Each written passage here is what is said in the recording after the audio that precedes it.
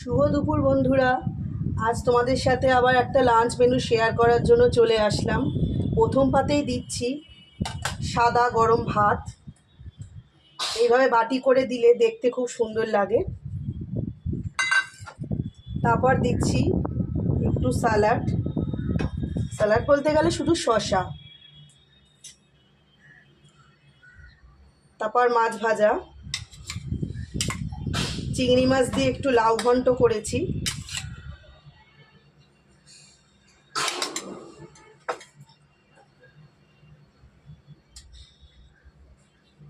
তারপর লাউ দিয়ে চিংড়ি মাছ দিয়ে ভাজা মুগের ডাল, আর এই চিংড়ি মাছ দিয়ে আলু দিয়ে আর রুই মাছ দিয়ে রসা। বেশি কিছু করিনি, অল্প কিছুই করেছি। কেমন লাগলো তোমাদের জানাও।